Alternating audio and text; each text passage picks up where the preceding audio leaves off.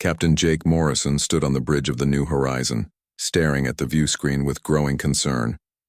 The distress signal had been playing for 3 hours now, crackling through space from the Kepler system. The voice belonged to someone from the Altarian research station, but the words made no sense. "Help us, they are gone. Everything is empty, no thoughts left." Dr. Lisa Coleman walked up beside him, her face pale. She had been trying to decode the message since it first arrived. "Jake, this doesn't sound like any normal emergency. The Altarians are one of the most advanced species in the Federation. What could make them sound so afraid?" Lieutenant Commander Alex Turner looked up from his station. "Captain, I'm picking up something strange. The entire Kepler system has gone dark. No ship signals, no planet communications, nothing. It's like everyone just vanished." Jake felt a chill run down his spine. The Kepler system housed over 50 billion beings from 12 different species. It was one of the Federation's most important research centers. Systems like that didn't just go quiet. "Any word from Federation Command?" Jake asked. "Yes, sir," Alex replied. "They sent 3 response teams.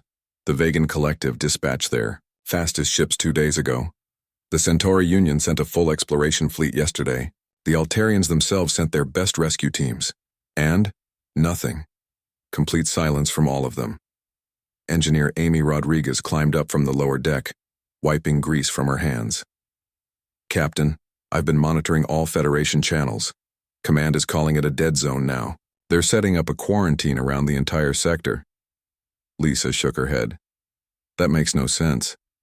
You don't quarantine 50 billion people. You find out what happened to them." Jake walked to his command chair and sat down heavily. In his 20 years with the Federation, he had never seen anything like this. The human race had joined the galactic community almost a century ago, but they were always treated like the new kids. Other species called humans Deathworlders because Earth was considered a harsh, dangerous planet. Most aliens thought humans were too aggressive, too emotional, too unpredictable. "Sir," Alex said quietly, "there's something else. I've been listening to refugee channels. Some ships escaped from the outer edges of Kepler before everything went dark. They're saying things that don't make sense." "What kind of things?" "They talk about empty eyes, about people who stop being people. They say entire crews would just stop working and stand still like they forgot how to think." Amy looked up from her tools. "That's impossible. You can't just make people forget how to think." "Maybe not people like us," Lisa said slowly. "But what if something could affect how other species think? Most Federation races rely on shared consciousness, networks. They think together, make decisions as groups. What if something could attack that?" Jake stood up and walked to the view screen again. The stars looked normal, peaceful even. But somewhere out there, something had made entire civilizations disappear. The Federation's best and brightest had gone to investigate and never returned. "Captain," Amy said, "Federation Command is asking for volunteers to do long-range scanning from outside the quarantine zone. They want to map what happened without getting too close." "And they asked us?" Jake was surprised. Humans usually got the boring jobs, the ones other species didn't want. "Actually, no, sir. They put out a general call to all ships, but no one else is volunteering. Everyone's too scared." Jake looked around at his crew. These people had been with him for 5 years. They had explored dead planets, survived solar storms, and fixed their ship with spare parts and determination. If something was out there that could make advanced alien species disappear, maybe it would take someone different to figure it out. "Lisa, what do you think? Could our brains work differently enough to resist whatever got the others?" Lisa was quiet for a long moment. "It's possible. Human brains are more chaotic than most species. We don't share thoughts like the Altarians or make group decisions like the Vegans. We're individuals first, group members second. If something attacks organized thinking, we might be too messy to affect," Alex finished. Amy laughed, but there was no humor in it. "Great. Our best defense is that we're too stupid and crazy for the enemy to bother with." "Not stupid," Jake said firmly. "Different. Every species evolved on different worlds, faced different challenges. Maybe Earth made us tough in ways we never realized." He walked back to his chair and hit the communication button, Federation. Command. This is Captain Morrison of the New Horizon. We volunteer for the reconnaissance mission to Kepler. The reply came back quickly. New Horizon. Command here. Are you certain? 3 of our most advanced fleets have already been lost. Your human technology may not be sufficient for this mission. Jake smiled grimly. It was always the same. Humans had crude technology, primitive weapons, basic ships. No one ever mentioned that human ships kept working when alien technology failed, or that human crews survived situations that killed others. Command, we understand the risks, but someone needs to find out what happened. If our technology is too primitive to interest whatever is out there, maybe that's exactly what we need. There was a long pause. Finally, Command responded. Very well, New Horizon, proceed with extreme caution. You are authorized to approach the quarantine zone and conduct scans only. Do not, repeat, do not enter the affected area. Understood. Command. New Horizon out. Jake looked at his crew. They all looked nervous, but none of them suggested turning back. That was the thing about humans. They got scared, but they did the job anyway. Amy, how long to reach the quarantine zone? 18 hours at maximum speed, Captain. Do it. Lisa, I want you studying everything we know about the species that disappeared. Look for patterns, shared characteristics, anything that might explain why they were vulnerable.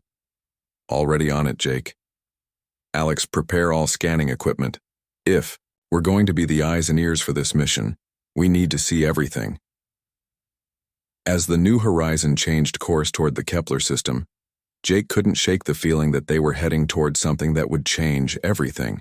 For a century, humans had been the junior partners in galactic civilization. Maybe it was time to prove that being from a death world had its advantages.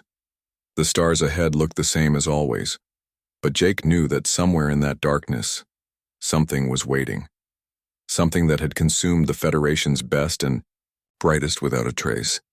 Soon they would find out if being human was enough to survive what others could not. The New Horizon dropped out of faster-than-light travel at the edge of the quarantine zone. Captain Jake Morrison stared at the view screen in shock. Space itself looked wrong. Where there should have been the bright lights of space stations and the glow of inhabited planets, there was only darkness.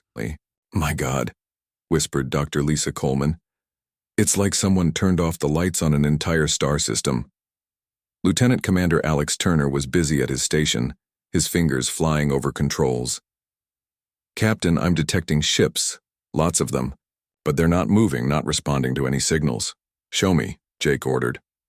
The view screen changed to show a vegan collective battleship drifting slowly through space. Its lights were on, its engines were working, but it moved like a ghost ship with no one at the controls. Are there life signs? Jake asked. Yes, sir. Full crew complements on all the ships I can scan, but no activity, no communications, nothing. Engineer Amy Rodriguez joined them on the bridge, her face worried. Captain, I'm picking up a distress beacon. It's automated, been running for 6 hours. Coming from the Kepler research station. Can you clean up the signal? Amy worked for several minutes, then nodded. Got it. Putting it on speakers now. A human voice filled the bridge. It was shaky, frightened. This is Commander Ryan Blake, of the Federation Marine Corps. If anyone receives this message, stay away from Kepler. Something is in here with us, something that takes minds. The alien crews went first. They just stopped thinking, stopped being themselves. We humans are still fighting, but we're running out of time. If you're human and you receive this, maybe you have a chance. We seem to resist it longer than the others, but it's getting stronger. It's learning how we think. Help us if you can, but don't let it spread beyond this system. The message ended. The bridge was silent for a long moment. There are other humans in there, Lisa said quietly. And they're still alive. Jake felt something cold in his stomach. Other humans were trapped in that nightmare, fighting something that had already defeated the Federation's best ships. But they were still fighting. That had to mean something. Alex, how many ships can you identify in the area? 17 Federation vessels, sir. 3 Altarian research ships, 2 Vegan battleships, A full Centauri exploration fleet, all drifting, all with full crews showing on life signs. And the research station? Still there, still powered. I'm detecting human life signs, but also Altarian, vegan, and others. Jake made his decision. Amy, prepare a shuttle. I'm going over there. Captain, that's crazy, Amy protested. We don't know what this thing is or how it works. We know it affects other species, but seems to have trouble with humans. Commander, Blake and his people are still fighting after days of this. Maybe being human gives us an advantage. Lisa stepped forward. I'm going with you. If this thing affects minds, you'll need someone who understands alien psychology. Lisa, it's too dangerous. Jake, I've studied every major Federation species for 15 years. If there's a pattern to how this thing works, I might be able to spot it. Alex looked up from his station. Captain, if you're going in there, you should know something else. I'm detecting energy readings unlike anything in our databases. It's not technology as we understand it, it's something else entirely. Jake nodded. How long to prep the shuttle? 20 minutes, Amy replied. Do it. And Amy, modify our communications so we stay in constant contact. If we start acting strange, you get us out of there and jump back to Federation space immediately. Yes, sir. An hour later, Jake and Lisa sat in the shuttle as it approached the research station. The massive structure hung in space like a dead whale, dark except for a few sections that still showed signs of life. Jake, Lisa said, studying her readings, I'm detecting something interesting. The areas with human life signs are still active. Everywhere else looks abandoned, like the humans are the only ones still fighting. Exactly. But why? What makes us different? They docked with the station and made their way through empty corridors. The lights were dim, and the air recycling system made strange noises. They found Commander Ryan Blake in the station's command center, surrounded by 6 other humans. All of them looked exhausted and frightened. Thank God, Blake said when he saw them. Are you really here? Or is this another trick? We're real, Jake assured him. Captain Jake Morrison, Federation ship New Horizon. What happened here? Blake ran his hands through his hair. It started 3 days ago. Something came out of deep space, something old and hungry. It touched the minds of the alien crews first. They just stopped being themselves. Their bodies kept working, but their minds were gone, replaced by something else. But not the humans? Not at first. We seem to resist it. Dr. Ben Parker here thinks it has to do with how our brains work. Blake pointed to a thin man with glasses who was studying readings on a computer screen. Dr. Parker looked up. The entity feeds on organized thought patterns. Most alien species think collectively. They share ideas, make group decisions, link their minds together. It's very efficient, but it also makes them vulnerable. Vulnerable how? Lisa asked. Imagine a computer network. If you can hack into one computer, you can access all of them. Alien minds work similarly. Once the entity gets into one Altarian mind, it can spread to all of them instantly. Jake was beginning to understand. But human minds don't work that way. Exactly. We're individuals first. Our thoughts are chaotic, emotional, unpredictable. We don't link our minds together like other species do. Each human brain has to be attacked separately, and we fight back in ways the entity doesn't expect. Blake nodded grimly. But it's learning. Every hour it gets better at reading us. The first human it took was Lieutenant Maria Santos. She held out for 6 hours longer than any alien, but it got her eventually. How many humans are left? Jake asked. 12 on this station, maybe a few more scattered on other ships, but communication is down everywhere. Lisa studied her scanner readings. The entity. Can you show us what it looks like? Blake's face went pale. You don't want to see it. Trust me. We need to understand what we're fighting. Blake led them to a viewing port that looked out into space. At first, Jake saw nothing unusual. Then Blake pointed to an area where the stars seemed to shimmer and bend. There, Blake whispered. It's not really visible, but it's there. It's huge, bigger than this station. And it's hungry. Jake stared at the distortion in space. Something vast and alien hung there. Something that had consumed the minds of thousands of beings. But somehow humans were still fighting it. Blake, we need to get you and your people out of here. We can't leave. If this thing escapes the Kepler system, it could consume the entire galaxy. Every species except maybe humans would be helpless against it. Jake felt the weight of responsibility settling on his shoulders. Humanity had always been the underdogs in galactic civilization. Now they might be the only hope for stopping something that could destroy everything. Then we make our stand here, Jake said, and we figure out how to kill something that eats minds. Captain Jake Morrison stood in the emergency command center aboard the New Horizon, watching as more human ships arrived at the quarantine zone. Admiral Kate Williams had mobilized every available vessel when word reached Earth about the situation in Kepler. Now 15 human ships floated in formation, their crews preparing for something no one fully understood. Admiral Williams, to all ships, came the voice over the communication system. We've lost contact with 17 Federation fleets. Every alien crew that has entered the affected area has gone silent. But we have humans still fighting inside, and that means we have a chance. Dr. Lisa Coleman looked up from her research station. Jake, I've been analyzing the data from the research station. The entity doesn't just consume minds, it replaces them. The alien crews are still alive, but they're not themselves anymore. They're part of something else now. Lieutenant Commander Alex Turner was monitoring alien communication channels. Captain, I'm picking up refugee ships on the outer edges of the system. They're calling for help, but they're specifically asking for human rescue teams. Why humans? Jake asked. Listen to this. Alex played a recorded message. The voice belonged to a Centauri female, frightened and desperate. Please, if any humans can hear this, help us. Your people are the only ones who can still fight the darkness. Our rescue ships came, but they joined the enemy. Only humans still have their minds. Engineer Amy Rodriguez climbed up from the lower deck.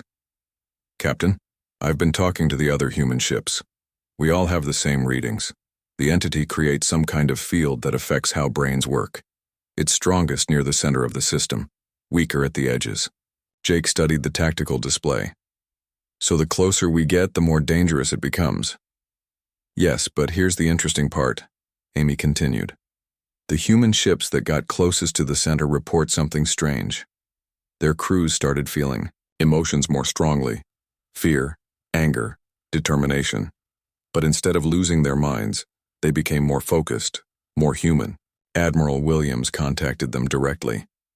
Captain Morrison, your ship has been inside the affected area. I'm putting you in charge of the rescue operation. We need to get those refugees out and find our people who are still fighting. Understood. Admiral, what's our support? 3 destroyers, 2 research vessels, and a medical ship. Chief Petty Officer Danny Clark is leading a ground team with 50 Marines. Dr. Sam Mitchell is our expert on alien psychology. He thinks he knows why. Humans are resistant. An hour later, Jake found himself on the bridge of the destroyer Defiance, leading a convoy of human ships into the Kepler system. The first thing they encountered was a Vegan battleship drifting silently through space. Life signs? Jake asked.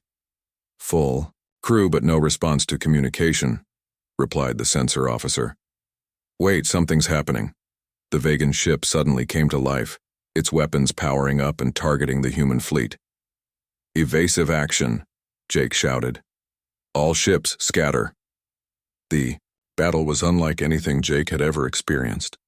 The alien ships moved perfectly, working together like parts of a single machine. But they were predictable, following exact patterns with no creativity or adaptation. They're not really fighting, observed Chief Clark over the communication system. They're just following orders from something else. Danny's right, came Dr. Mitchell's voice from the research ship. The entity controls them completely, but it doesn't understand individual tactics. It only knows group thinking. Jake had an idea. All ships break formation, fight independently. Don't coordinate your attacks. Be unpredictable. What followed was chaos. Each human ship attacked differently, using their own tactics and instincts. The controlled alien ships couldn't adapt fast enough. Within an hour, the human fleet had disabled or destroyed 12 enemy vessels without losing a single ship. Jake, Dr. Mitchell called excitedly. I'm recording everything. The entity can't handle our chaotic fighting style. It expects organized military tactics, but we're fighting like individuals. They pushed deeper into the system, rescuing refugee ships and fighting more controlled alien vessels. Each battle was the same. The aliens fought perfectly as a group. The humans fought chaotically as individuals, and the humans won. But Jake noticed something troubling. The closer they got to the center of the system, the stronger the entity's influence became. Some of his crew members started reporting strange sensations, voices in their heads, feelings that weren't their own. "Captain," Amy reported, "I'm detecting massive energy readings ahead. Whatever that thing is, it's huge." On the view screen, space itself seemed to ripple and bend. Jake could barely make out the shape of something vast and dark, like a living shadow stretched across the stars. "My God," whispered Lisa. "It's the size of a small moon." Dr. Mitchell's voice came over the communication system, excited but frightened. "Jake, I'm reading the most incredible data. The entity isn't from our galaxy. It's ancient, millions of years old. It consumed an entire galaxy before coming here." "How did it destroy a whole galaxy?" Jake asked. "It didn't destroy anything. It absorbed every thinking species, made them part of itself. In its original galaxy, every race had evolved beyond individual consciousness. They were perfect collective minds, which made them perfect food." Jake understood. "But our galaxy is different. We still have individual thinkers." "Exactly. And humans are the most individual of all. Earth was so dangerous that it forced humans to think for themselves, to fight as individuals. Every other species in our galaxy has some level of collective thinking, but humans barely cooperate even when they should." Chief Clark's voice interrupted from the marine assault ship. "Captain, we found the research station. There are still 12 humans alive inside, but they're surrounded by hundreds of controlled aliens. Can we get them out?" "Not easily. The controlled aliens are using the station as a trap. They know we'll try to rescue our people." Jake made a decision that would have horrified any military strategist.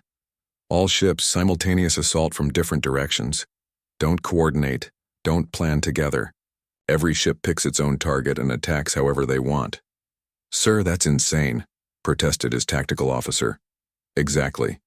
The entity expects us to be logical, to work together, to have a plan. But humans at their most dangerous are humans, who are angry, scared, and fighting for their friends." The assault was beautiful chaos. 15 human ships attacked the research station from every possible angle, each using completely different tactics. Some ships charged straight in, others used stealth, others provided cover fire. There was no overall strategy, no coordination, just humans doing what humans do best, improvising and refusing to give up. The controlled alien ships tried to respond, but they couldn't predict or counter 15 different fighting styles happening at once. Within 20 minutes, the human rescue teams had reached the research station and extracted the survivors. But as they prepared to retreat, Jake realized something terrifying. The entity had been studying their attacks, learning from each battle. It was adapting to human unpredictability. "Admiral Williams," Jake called, "we need more ships. This thing is learning how we fight. Our advantage won't last much longer." "More ships are coming, Jake, but I need you to hold the line until they arrive. Those refugees need time to escape." Jake looked at the massive shadow hanging in space, knowing that humanity's greatest test was just beginning. They had proven they could fight the entity, but could they destroy something that had consumed an entire galaxy? "All ships," Jake announced, "prepare for the fight of our lives. Today we find out what Deathworlders are really made of." General Tony Henderson stood in the command center of the massive human battleship Liberty, watching as the largest fleet in human history prepared for battle. 57 ships from Earth, Mars, the outer colonies, and frontier stations had answered the call. Every available human vessel was here, ready to face an enemy that had already consumed hundreds of alien worlds. Captain Jake Morrison's voice came through the communication system from his position near the research station. "General, the entity is changing. It's not just learning our tactics anymore, it's trying to understand human emotions." "What do you mean?" Henderson asked. Dr. Chris Johnson from the research vessel Discovery answered. "General, we've made a breakthrough. The entity originated from a galaxy where every species evolved beyond individual consciousness millions of years ago. They became perfect collective minds sharing every thought and feeling. But they also became predictable, easy to absorb.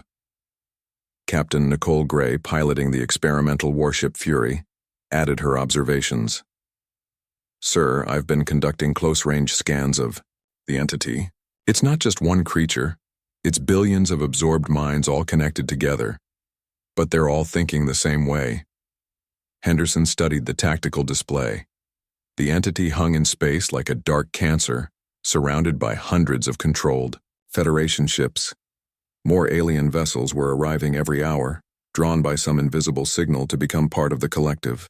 Johnson, what's our advantage? Chaos, sir. Human minds are naturally chaotic. We feel multiple emotions at once, make irrational decisions, change our minds constantly. The entity can't predict us because we can't predict ourselves. Jake's voice came through again, urgent. General, we've got a problem. The controlled alien ships are forming up for a major assault. I count over 300 vessels moving toward the outer system where the refugee ships are hiding. Henderson made his decision. All ships prepare for full assault on the entity itself. We're not fighting a defensive battle anymore. We're going to attack that thing directly. Sir, protested Admiral Kate Williams from the destroyer Vengeance, we don't know if our weapons can even hurt it. Then we'll find out. Captain Gray, take your experimental ship and probe the entity's defenses. Morrison, keep the alien ships busy. Everyone else with me. What followed was the most desperate battle in human history. The entity's controlled ships fought with perfect coordination, but the humans fought with pure determination and stubbornness. Every human ship attacked differently, using whatever tactics their captains thought might work. Captain Gray pushed the Fury closer to the entity than any ship had gone before. General, I'm detecting something incredible. The entity has a core, a central point where all the absorbed minds connect. If we could hit that, you'd destroy the whole thing? Maybe. But sir, the closer I get, the stronger its influence becomes. It's trying to get into my head, showing me images of perfect peace, perfect order. It's tempting. Henderson understood. The entity didn't just consume minds by force. It convinced species that joining the collective was better than remaining individual. For races that already thought collectively, it was an easy choice. All ships, listen carefully, Henderson announced. The entity is going to try to seduce you, to make you want to join it. Remember what makes you human. Remember your families, your friends, your dreams. Remember that being imperfect and chaotic is better than being a perfect slave. The battle intensified. Human ships were outnumbered 10-1, but they kept fighting. When the destroyer Courage lost its main weapons, it rammed an alien battleship. When the cruiser Independence was surrounded, it self-destructed, taking 12 enemy ships with it. Dr. Johnson's voice came through, excited but frightened. General, I've figured out why the entity came to our galaxy. In its home galaxy, it absorbed everything and then had nothing left to eat. It's been traveling through space for millions of years looking for new minds to consume, and it found us. Yes, but sir, there's something else. The entity is in pain. Constant, terrible pain. When it absorbed every mind in its home galaxy, it absorbed all their suffering too. It's trying to end that pain by finding perfect unity, perfect peace. Henderson felt a moment of sympathy for the ancient creature, but it passed quickly. Whatever pain the entity felt, it had no right to destroy entire civilizations to ease it. Gray, what's your status? I'm almost at the core, General. But it's getting harder to think clearly. The entity is showing me visions of my family, my childhood. It's trying to make me nostalgic, trying to make me want to preserve those memories forever by joining the collective. Fight it, Nicole. Remember that memories are only valuable because they're yours, not because they're shared. On the view screen, Henderson watched as Captain Gray's ship pushed through the entity's defenses. The Fury was taking massive damage, but it kept moving forward. Around it, the controlled alien ships were trying to stop the human advance, but the chaotic human attack patterns were too unpredictable. General, came Jake's voice, strained with effort. I'm reading massive energy, buildups from the entity. I think it's getting desperate." Suddenly, every human in the fleet felt it. A wave of pure emotion washed over them. Loneliness, fear, anger, but also love, hope, and determination. The entity was trying to understand human feelings by experiencing them directly. "It's in our heads," someone screamed over the communication system, but instead of losing their minds like the alien species had, the humans got angrier. The entity was touching their most private thoughts, their deepest feelings, and they didn't like it. "You want to know what makes us human?" Henderson shouted, knowing somehow that the entity could hear him. "We don't like being told what to think. We don't like being controlled, and we really don't like bullies who pick on smaller species." "Captain." Gray's ship reached the entity's core. "General, I can see it now. It's beautiful and terrible at the same time. All those absorbed minds, all that knowledge and experience. But there's no individuality left, no creativity, no growth. Just eternal sameness." "Nicole, can you hit the core?" "Yes, sir. But I'll have to get closer. My ship won't survive the energy discharge." Henderson felt his heart sink. "Captain, you don't have to do this." "Yes, I do, General. This thing has consumed billions of minds. If I don't stop it here, it will keep spreading until our entire galaxy is just another collection in its library." Gray's ship, the Fury, pushed toward the entity's core. The controlled alien ships tried desperately to stop her, but the other human vessels fought like demons to clear her path.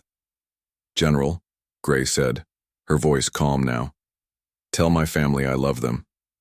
Tell them I died, fighting for their right to be individuals." "Nicole, wait, there might be another way." "No, sir, there isn't. The entity is too strong, too ancient. But it has one weakness.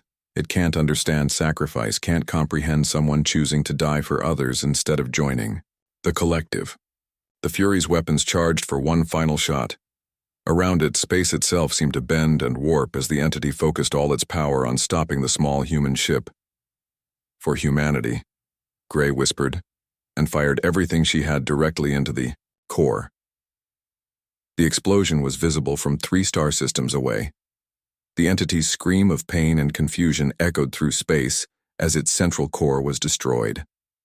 One by one, the controlled alien ships stopped moving as their crews suddenly remembered who they were, but the victory came at a terrible cost. Captain Nicole Gray and her crew were gone, along with 7 other human ships that had fought to get her to the target. As the dust settled, Henderson looked out at the wreckage of the greatest battle in galactic history. The entity was dead, but the galaxy would remember the price of freedom. "All ships, rescue operations begin now," Henderson announced. "Let's bring our people home."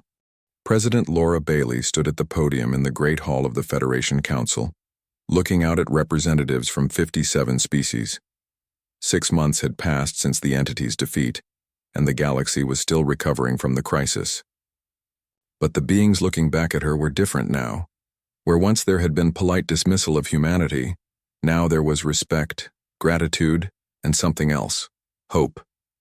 "Honored delegates," President Bailey began, "we gathered today not to celebrate victory but to remember sacrifice and plan for a future where all species can live free from the threat of extinction."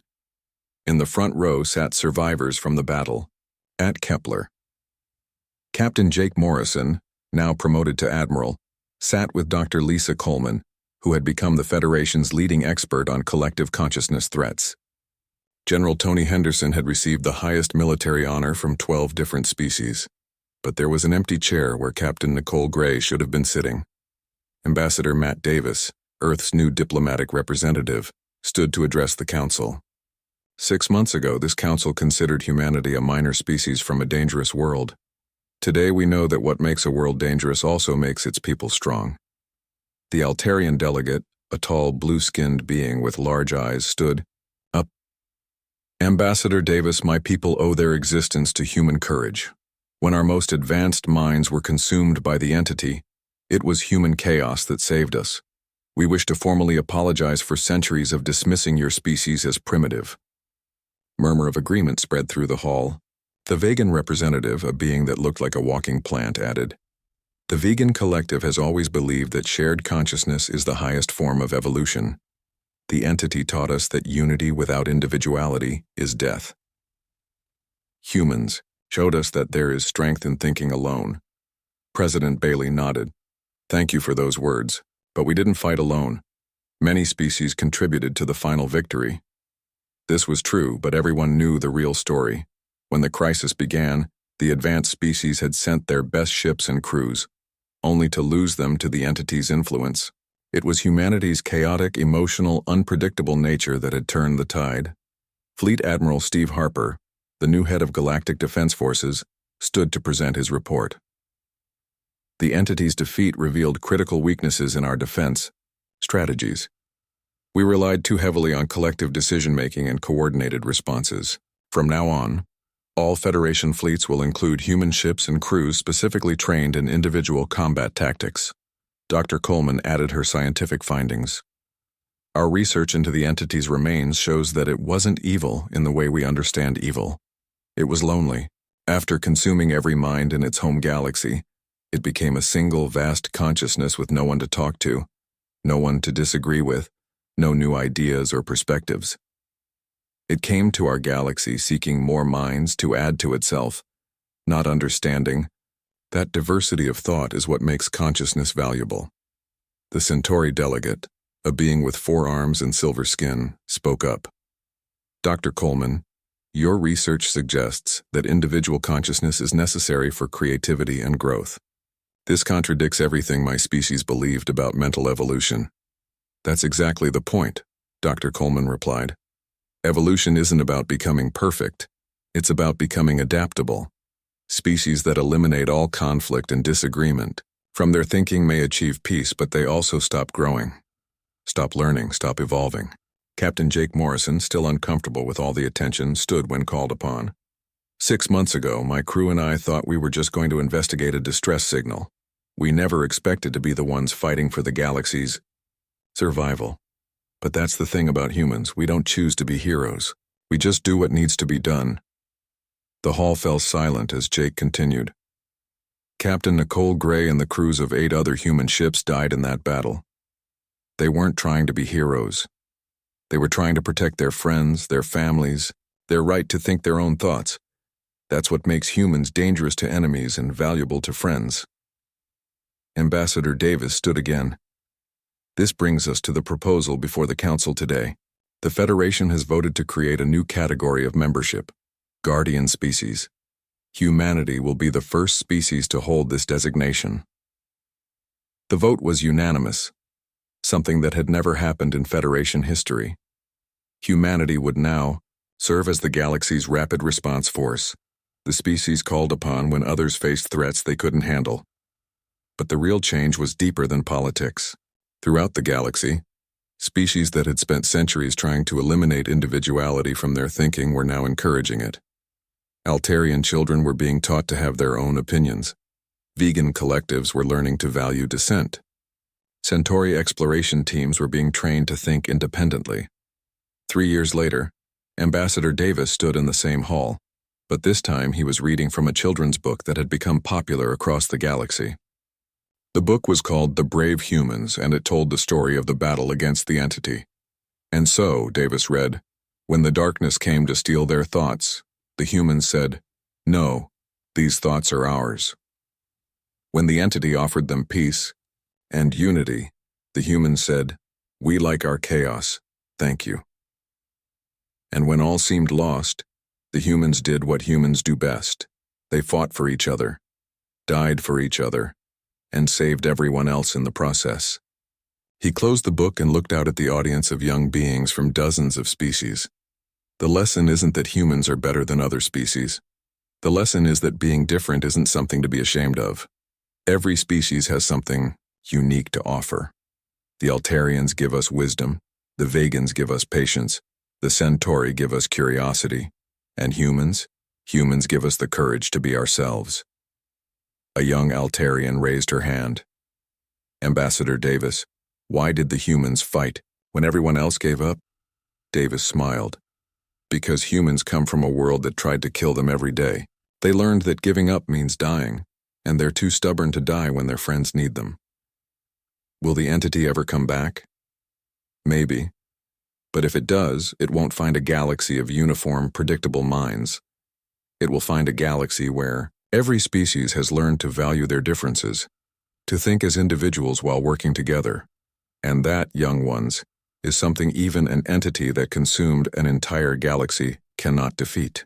After the presentation, Davis walked through the Federation capital watching children from different species playing together. Human children were teaching alien children how to play chaotic games with no rules. Alien children were teaching human children how to meditate and share thoughts peacefully. The galaxy had learned that unity and individuality weren't opposites, they were partners. And at the center of it all were the humans, the Deathworlders who had become the guardians everyone needed. As Davis reached his office, he found a message waiting from the frontier. Another distress signal, another crisis that the regular Federation forces couldn't handle. He smiled and activated the communication system. "This is Ambassador Davis to all human ships. We have a job to do." Across the galaxy, human crews responded with the same words that had become their motto. "When no one else can come, we'll be there." The Deathworlders had found their purpose and the galaxy was safer because of it.